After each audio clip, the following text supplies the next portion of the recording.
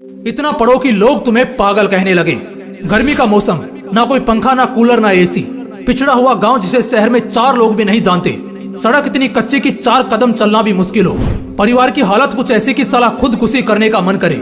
कमाने वाला एक पिता और उस छोटी सी कमाई पर पलने वाली 3 औलादें और माँ। रात ढल रही थी। पूरा गांव एकदम गर्मी से परेशान, इस करवट से उस करवट, बस करवटें बदलकर अपनी नींद पूरी कर रहा था। लाइट्स तो छोड़ो, एक मोमबत्ती का होना भी मुश्किल था। लेकिन तभी उसी गांव के एक झोंपड़े के मकान में एक छोटी सी लालटेन जल रही थी, जिससे कुछ 3 मीटर दूर एक जवान लड़का पसीने से भीगा हुआ अपनी किताबों को रटे जा रहा था। वो पसीने से पूरा भीग चुका था। ऐसा लग रहा था उसने पसीने से नहा लिया हो। लेकिन फिर भी उसको देखकर जरा सा भी ऐसा नहीं लग रहा था कि उसको गर्मी लग रही है या अंधेरा और पसीना उसे परेशान कर रहा है। वो बस पढ़ते जा रहा था। वो किताबों में कुछ इस कदर खोया था कि उसे बस पढ़ना ही समझ आ रहा था। उसे आग के गोले जैसी गर्मी और पसीने से कोई फर्क नहीं पड़ रहा था। रात के 12 बजे, फिर 1, फिर 2 और अब 3 बज चुके थे। ना जाने वो लड़का कब से पढ़ने बैठा था, लेकिन अब तक पढ़ रहा था। तभी अचानक पूरे कमरे में अंधेरा छा जाता है। एकदम से गुफ अंधेरा पूरे कमरे को अपनी चपेट में ले लेता है। दरअसल वो लालटेन अब बुझ चुकी थी। उस लड़के के मन में क्या चल रहा होगा उस वक्त, क्या आप बता सकते हो? उस वक्त उस लड़के के जुबान से जो बात निकली ना, कसम से मजा आ जाएगा। वो लड़का बोला, उफ यार, काश थोड़ा और पढ़ लेता। अब बताओ, क्या तुम में से कोई इतना पागल है पढ़ने को? उस लड़के को सब उस गांव में पागल कहते थे। गांव वालों से पता चला कि वो लड़का कब पढ़ने बैठता था, लेकिन कब तक पढ़ता रहेगा कोई नहीं बता सकता था। बल्कि उसको खुद भी याद नहीं रहता था कि वो कितनी देर से पढ़ रहा है। हाँ, मानता हूँ ऐसे किस्से बड़े कम ही सुनने और देखने को मिलते हैं, लेकिन जब भी मिलते हैं कसम से दिल में आग लगा देते हैं। इतना पढ़ने वाला लड़का पता है आगे क्या करता है?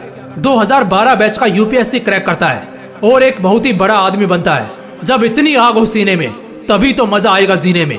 मैं कहता हूँ उस हालात से लड़कर, संघर्षों से भिड़कर जब एक गरीब और अनाथ लड़का बड़े सपनों को पूरा कर सकता है, तो फिर तुम क्यों नहीं? अगर दिल में आग लगी हो ना, तो एग्जाम फॉर्म के वो 500 रुपए तुम्हें नहीं रोकने वाले। उन गरीब लड़कों के पास फॉर्म भरने तक के पैसे नहीं होते हैं, लेकिन दिल में आग होती है और वही आग उन्हें ताज दिलवाती है। पढ़ाई भागने के लिए नहीं बनी, पढ़ने के लिए बनी है। पढ़ाई करने के लिए बनी है। अगर 2 साल भी खुद को दे दिए ना, जहाँ तुम्हारे लिए दिन रात, सुबह शाम, अंधेरा उजाला कुछ मायने नहीं रखेगा। मायने रखेगी तो सिर्फ एक चीज कि बस बहुत हो गया, अब सिर्फ और सिर्फ पढ़ना है। चाहे कुछ भी हो जाए, बस पढ़ना है। वैसे इसके लिए खुद को उकसाना नहीं है और ना कोई जबरदस्ती करनी है। बस अपने दिमाग को और अपने मन को समझाना है पढ़ने के लिए। पढ़ना है तो सिर्फ इसलिए क्योंकि ये मेरा हक है, मेरा गर्व है। कल मेरा हथियार बनेगा और इसी से मेरा कल चमकेगा। अगर दिमाग में 4 पैसे का ज्ञान नहीं होगा ना, तो अपने खुद के बच्चे भी इज्जत नहीं करेंगे। अगर आज पढ़ा नहीं तो कल खेत खलियान सब बिक जाएंगे और भूखे पेट जिंदगी काटना बहुत मुश्किल है। बार बार कह रहा हूँ, सब छोड़ दो, सब बातों को भुला दो। दिलो दिमाग में बस एक बात साफ रखो, अब मजा करना है पढ़ते वक्त। इतना पढ़ना है कि साला लोगों को लगने लगे कि कहीं पागल तो नहीं हो गया ये। तुम्हें ये तो मालूम ही है कि यही पागलपन वाली मेहनत ने लाखों घर बसाए हैं, लाखों जिंदगियां बनाई हैं, लाखों लोगों की किस्मत चमकाई है। अगर उस बुलंदी पर पहुंचना ही सिर्फ एकमात्र मकसद होगा ना, तो कसम से वो तुम्हें झक मार कर मिलेगा।